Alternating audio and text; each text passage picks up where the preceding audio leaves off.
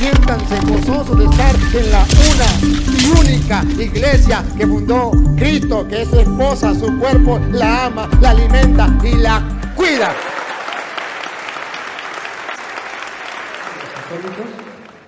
¿Que quieran preguntar? Aquí, por el otro lado. ¿De qué religión? No, esta misma. ¿De qué religión pertenece? Simplemente creo en Dios. No, en sí yo no pertenezco a ninguna religión, simplemente creo en Dios porque sé que fue el que nos creó. Pero mi duda es la siguiente: ¿cómo yo sé cuando Dios me habla? ¿Cómo yo sé cuando Dios me quiere llevar a mí a hacer algún propósito? Muy buena su pregunta. Debo decirle que normalmente las personas piensan que Dios le habla todo lo que le llega a la mente. Y es un error. No todo lo que llega a la mente viene de Dios. ¿Cómo saber que Dios me habla? En primer lugar, Dios, a través de las Sagradas Escrituras, dice Hebreos capítulo 1, versículo 1, Hebreos capítulo 1, versículo 1, a través de las Sagradas Escrituras, Él expresó el querer para el ser humano, lo que Él le quiere decir, lo que Él le quiere pedir, es una carta. Como el papá que le hace una carta al hijo y le dice: hijo, yo quiero que usted haga esto, te pido esto. Entonces, es una manera de hablar, la Sagrada Escritura. Está escrito en Hebreos 1:1.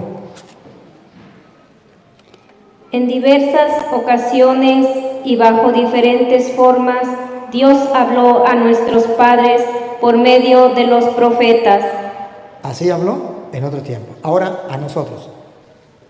Hasta que en estos días, que son los últimos, nos habló a nosotros. Nos habló a nosotros. Por medio del Hijo. Por medio del Hijo. Entonces, ya Él, por medio de su Hijo, nos ha hablado a nosotros. Cuando Él nos habla, ya nosotros lo oímos. Por eso en la iglesia se le da mucha importancia a las Sagradas Escrituras, porque creemos que a través de ellas nos habla. Y de hecho, a través de la historia, hemos visto que sí, efectivamente, Dios habla a través de las Sagradas Escrituras, que es lo que nosotros llamamos los santos, han oído lo que dice la Sagrada Escritura, han tratado de practicarlo y han logrado un grado alto en la vida espiritual. Dios se ha manifestado con ellos, les ha ayudado, los ha acompañado, ha manifestado su poder grandemente más que en los demás, precisamente para confirmar que esa persona ha escuchado la voz del Señor. Ahora, de otra manera, cuando usted se pone en oración y de corazón le dice al Señor: ilumíname, ayúdame en esto, Dios puede hablarle de otra manera. Por ejemplo, puede hablarle a través de otra persona que usted de repente dice: yo quisiera saber algo sobre esto, y viene alguien y le dice exactamente lo que usted necesitaba escuchar. Dios lo quiere proteger de un peligro, viene su mamá y le dice: no vaya para tal lado, hijo. De esa manera Dios habla. También habla a través de los acontecimientos, que uno a veces se hace loco y Dios lo deja a un lado y tal. Viene una enfermedad, viene un accidente. ¿Qué me dice Dios? También me habla. Y otra manera sería que a través de un sueño Dios pueda hablarle. No todos los sueños son revelaciones de Dios, no. Pero sí Dios puede a través de un sueño darle un mensaje a uno personalmente. Son las maneras de Dios hablar. Gracias. Un placer. Gracias por su pregunta.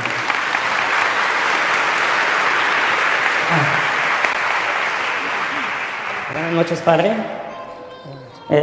Aquí estoy, ¿cómo se llama? Es un poco nervioso, ¿verdad? Usted miré un video que una peligrés católica que se compró por error, se compró una Biblia y le dijo usted: quémela. Pero muchos hermanos separados o también católicos están en controversia, que dijo usted: queme la Reina Valera. ¿Nos puede explicar eso, padre? Acuerde, usted está haciendo una pregunta distinta a la que ella me hizo. Yo no dije agarren la Reina Valera y quémenlas. Eso ni lo dije, ni lo quiso decir, ni lo diré. Cuando ella me preguntó, ella dijo: yo compré una Biblia pensando que era católica y luego me doy cuenta que no era católica, ¿cómo me deshago de esa Biblia?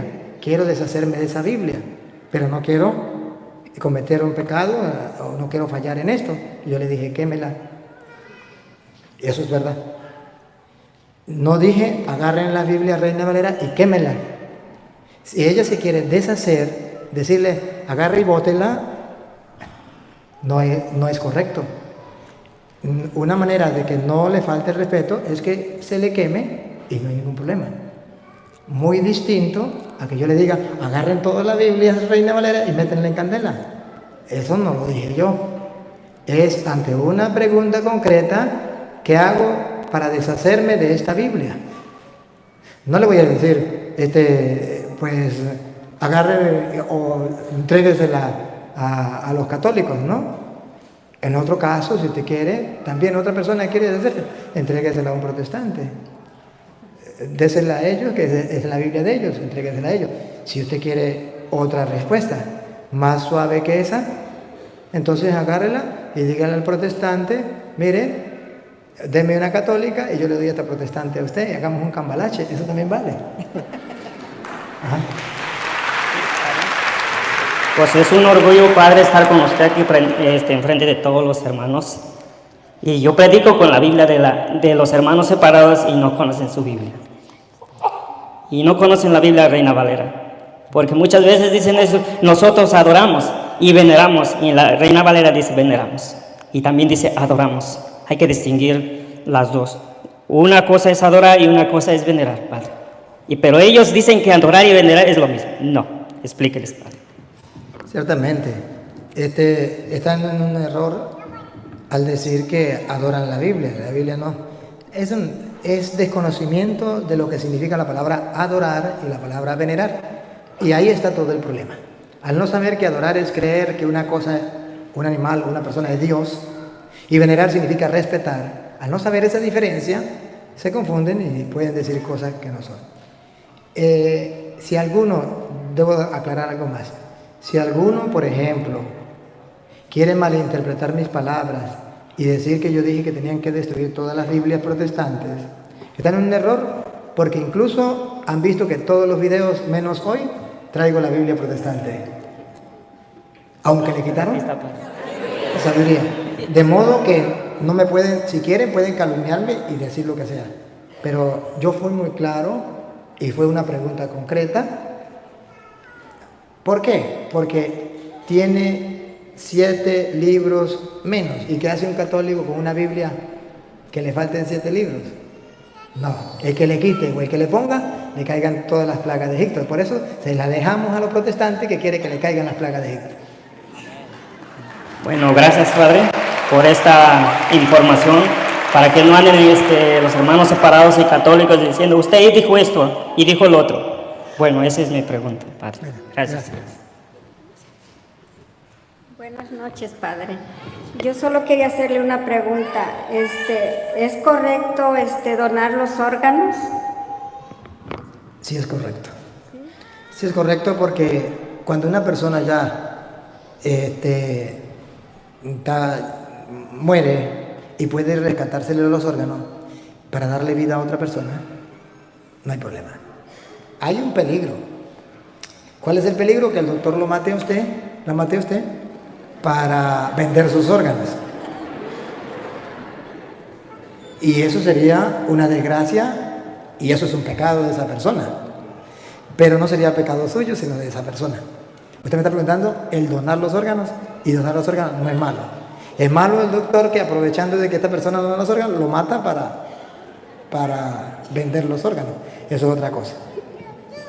Pero el usted querer salvar una vida, morir y al mismo tiempo dar vida, ese es el Evangelio. Otra pregunta, cremar el cuerpo, ¿es bueno eso, guardar las cenizas? Guardar las cenizas está mal.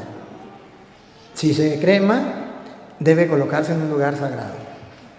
Como lo pide la Sagrada Escritura, que las cenizas o los restos del ser humano sean respetados.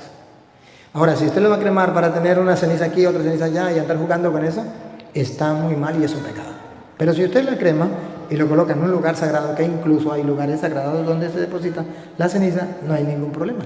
Porque somos polvo y al polvo tenemos que volver, sea que nos coma el tigre, o sea que nos queme. Gracias.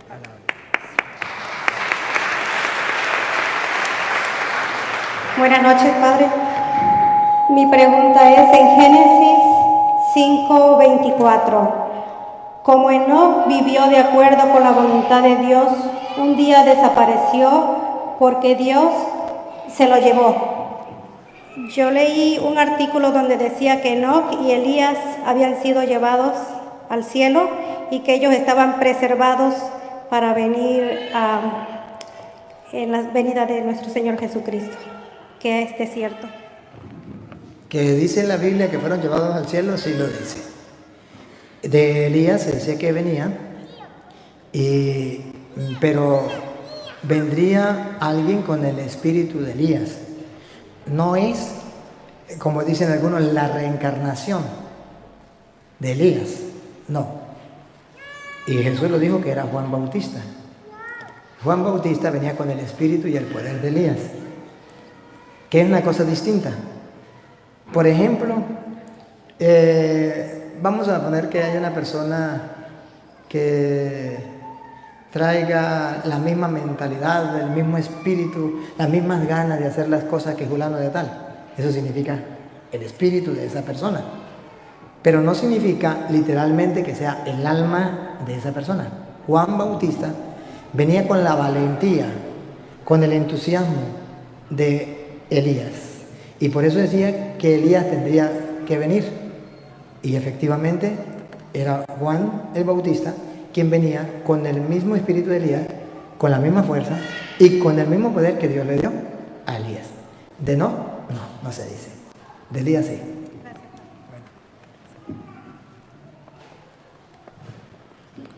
Buenas, Padre.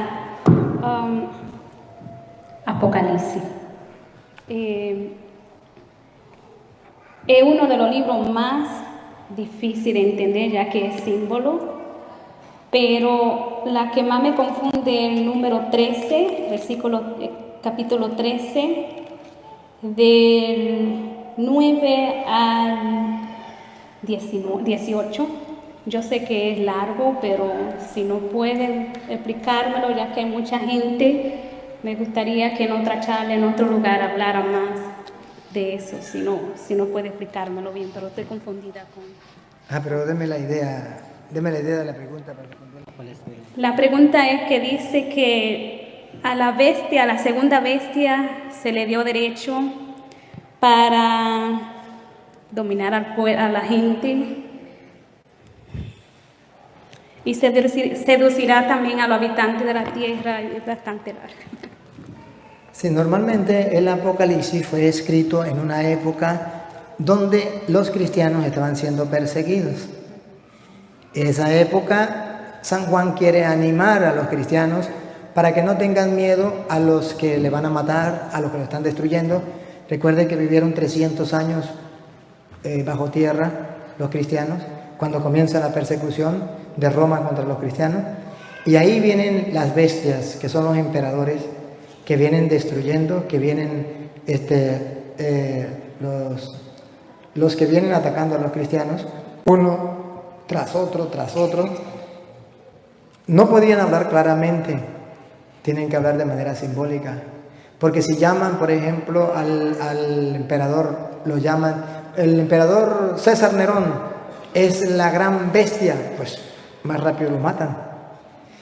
Tenían que hablar de tal manera que la gente, el común de los mortales, no se diera cuenta de quién está hablando, de una manera simbólica, pero que los cristianos utilizaban como esos códigos, como esos símbolos para decir, aquí está hablando de César Nerón, o aquí está hablando de tal persona. Y al mirar que estaba hablando de esa persona, no corrían el riesgo de que lo mataban, porque había mucha gente infiltrada que se decía ser cristiano y no era cristiano. Entonces tenían que tener mucho cuidado y hablar así simbólicamente para que no los cacharan. Pero sí habla de los Las bestias normalmente eran los que estaban gobernando, que eran animales salvajes. De ahí está, los recuerdo, el circo, ¿cómo es allá donde mataban a los cristianos? El Coliseo romano, a los leones. Tenían que ser muy animales esos emperadores, esos reyes, que invitaban a la gente y decían, mire cómo van a morir todos los que se llamen cristianos. Y lo tiraban a un león. ¿Quién iba a tener ganas de decirle que esa era una bestia? No, para que me tiren a mí también allá. Entonces tenían que hablar con claves. Y ese es el detalle. Pero los sectarios dicen que viene uno a dominar, no sé. Niña, si los sectarios no existían en ese tiempo, si ellos no saben que eso sucedió, ellos tienen que inventar lo que les venga a la cabeza. Porque ellos no saben la historia. Ellos no vivieron esa época, nosotros sí la vivimos. La Iglesia Católica tiene la historia de todo eso que ha pasado. Incluso tiene la lista de los mártires que murieron en esa época. Pero esos pobres sectarios, si ellos comenzaron ayer, ¿qué van a saber? ¿Qué van a saber? Imposible. Vamos a suponerle que su hermana comience a hablar del nacimiento de su mamá. Si ella no estaba. Ahora que su abuela comience a hablar del nacimiento de su mamá, ahí sí hay que prestarle atención. O que su tía, mayor que su mamá, eso sí hay que prestarle atención. Pero los pobres protestantes, los más viejos, tienen 500 años. Y eso sucedió hace más de 1500 años. Entonces, ¿cómo van a hacer ellos? Pues van a inventar lo que a mí me llegue a la cabeza. Esa es la revelación divina. A Petronilo le patina, el coco le patina, el coco le patina, el coco.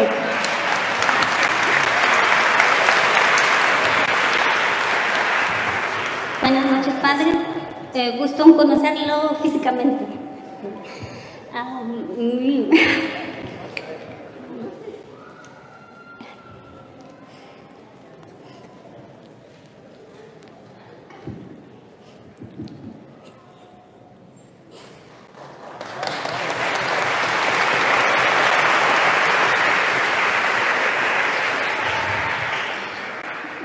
En mi ignorancia, padre,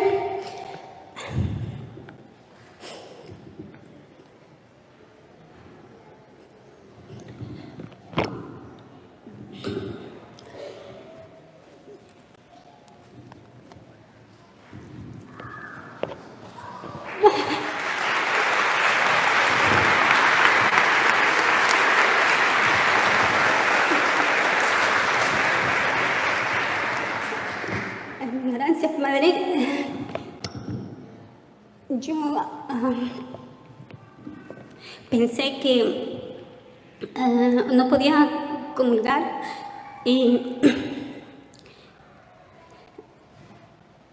pensé que sin tener el sacramento del matrimonio no podía comulgar, y recibí el cuerpo de Cristo en las manos, pero no lo comí, lo tiré. Perdón. Entonces mi pregunta es que si es más pecado haberlo comido sin tener el sacramento del matrimonio, o que lo tiré, y si es un pecado, si un sacerdote al confesarlo me puede dar la absolución, o es un pecado que está reservado para el obispo o para un ministro como usted. No le capté la idea. ¿Lo recibió, lo comulgó o lo votó? ¿Qué hizo? Lo voté. ¿Lo votó? Sí, es un pecado reservado a la Santa Sede. Es un pecado que tiene que ser, en este caso, pues me tocaría a mí como embajador del Papa, porque es una profanación de la Eucaristía, y ese pecado queda reservado a la Santa Sede. No habría problema, yo la puedo atender. Gracias. Bueno. ¿Puedo hacer otra pregunta?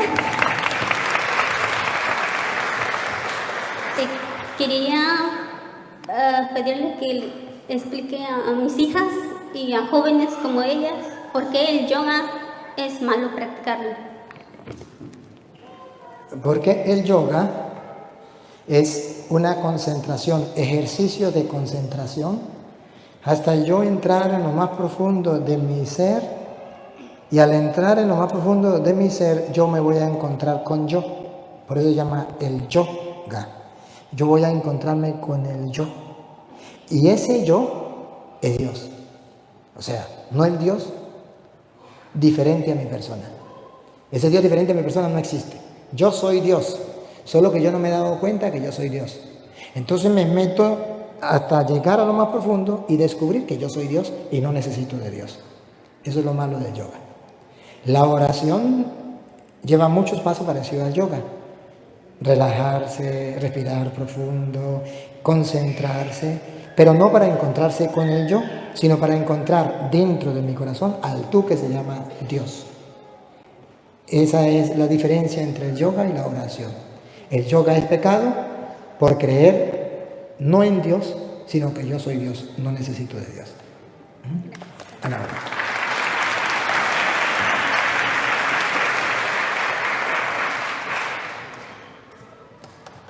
Padre, muy buenas noches.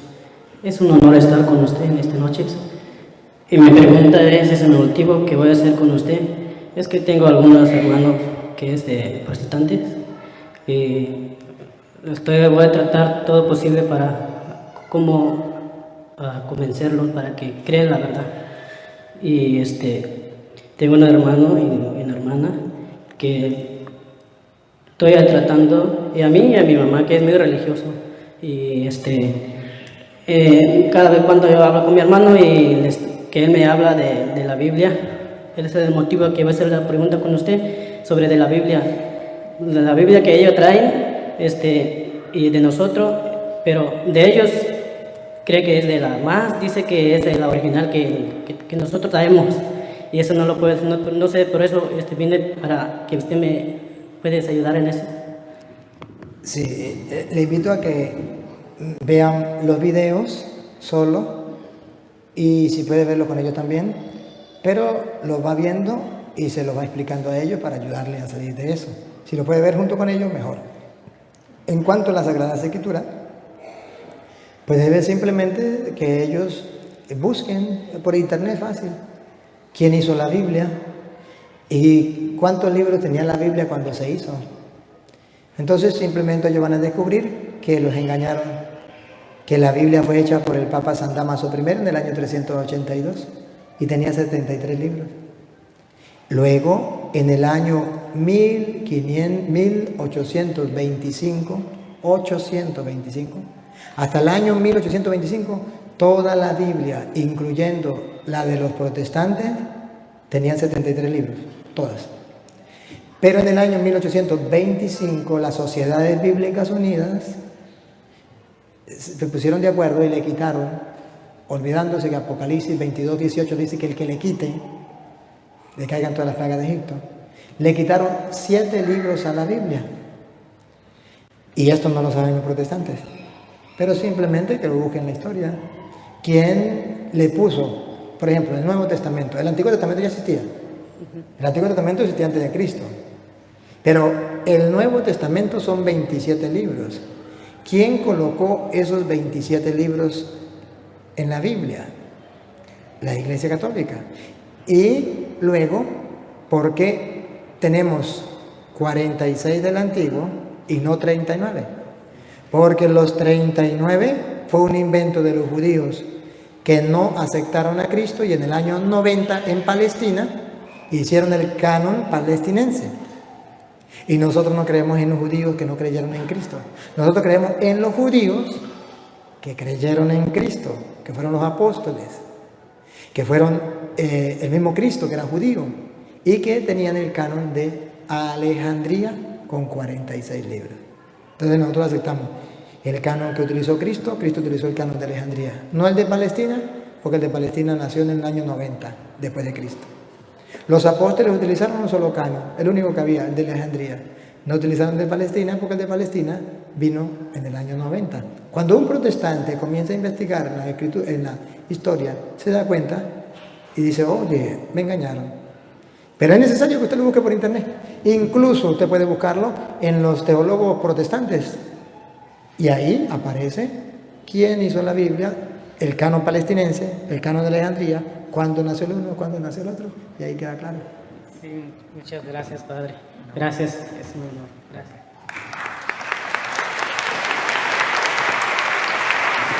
Y bueno, mucho gusto verlo otra vez. Yo le iba a preguntar la pregunta que le hizo ella, la de los órganos. Pero yo sé que usted dijo que es bueno, ¿verdad?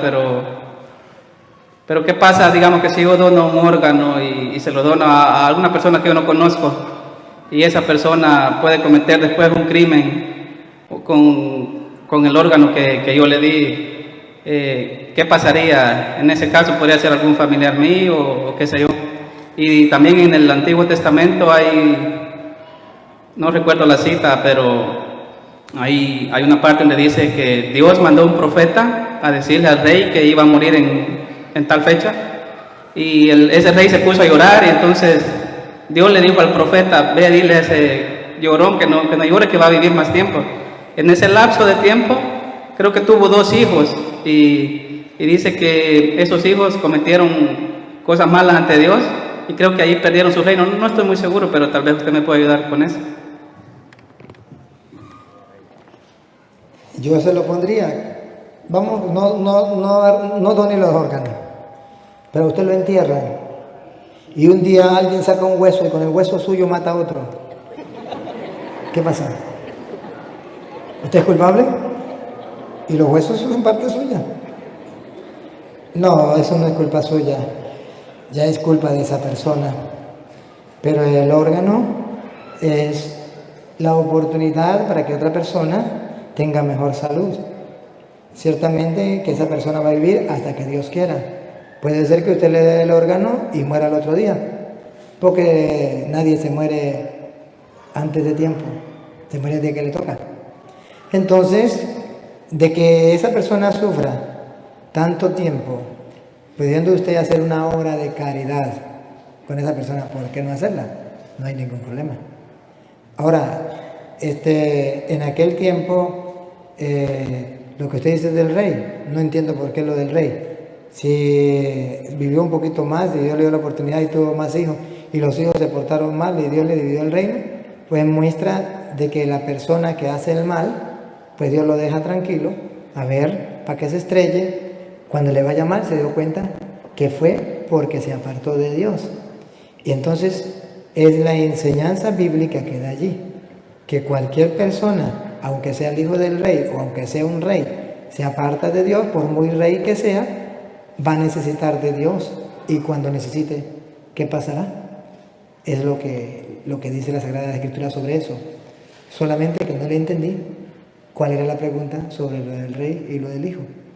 No sé si le contesté o no le contesté, porque no entendí bien la pregunta que usted quería hacer. O que el rey iba a morir en ese tiempo, ¿no? Que le había predicho Dios, pero él por estar rogando le extendió más el tiempo. Entonces en ese tiempo fue que pasó esa desgracia, o sea, de que los hijos hicieron las cosas mal. No. Hay no solamente ese rey, hay otros reyes y otras personas que los hijos hacen las cosas mal y no le han rogado a Dios que le dé más vida. Son cosas que cuando la persona se aparta de Dios suele suceder. Si los hijos se apartaron de Dios, no fue culpa de que Dios le dio más vida al rey, no fue culpa de eso. Fue culpa de que se apartaron de Dios. Pero no quiere decir que si Dios se dignó darle más años, entonces por eso, como castigo porque le di más años, voy a hacer que sus hijos se aparten y les vaya mal. No, eso no es así.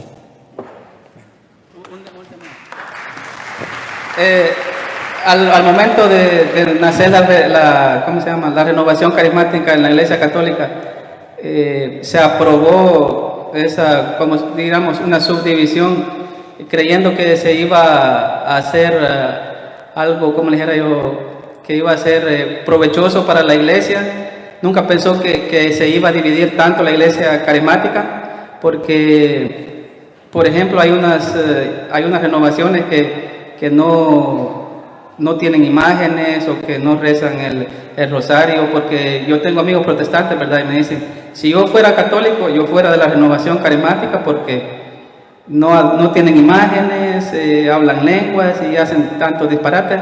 Entonces, yo lo que quisiera saber yo es que al momento de nacer la Renovación Carismática, nunca se pensó que se iban a dividir tanto, o cómo fue que la iglesia aceptó esa división. Y perdone mi ignorancia, pero gracias a usted, en el 2017 más o menos, fue que yo regresé a la iglesia católica por sus videos. Y gracias. La Semana Santa pasada recibí la primera comunión, la confirmación, y el 31 de agosto, ahorita que pasó, me casé por la iglesia. Después de vivir 13 años como dice, en unión libre, y gracias a usted le agradezco mucho. Y usted, yo sé que no me conoce, pero yo lo conozco más que saber que... Gracias, me alegra mucho, me alegra.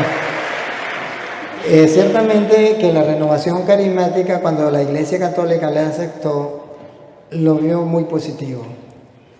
Como todo lo que Dios creó al hombre y lo vio que era muy bueno, y en el camino se torció.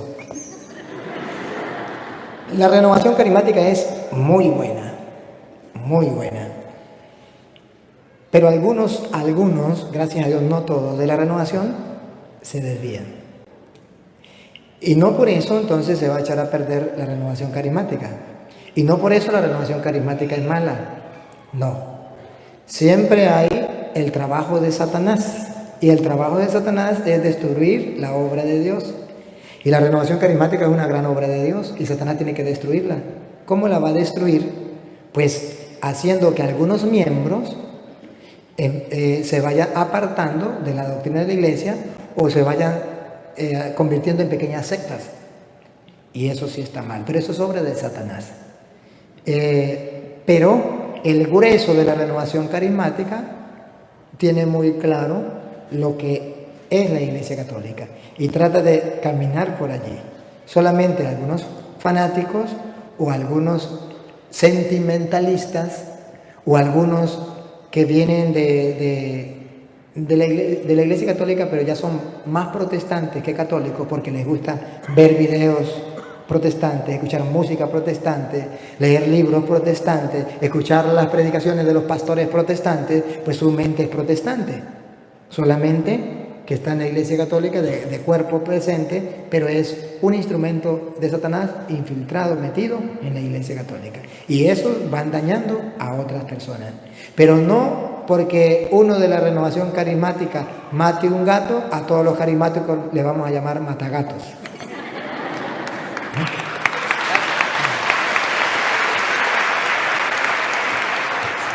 Buenas noches, Padre Luis Toro. Gusto en conocerlo en persona.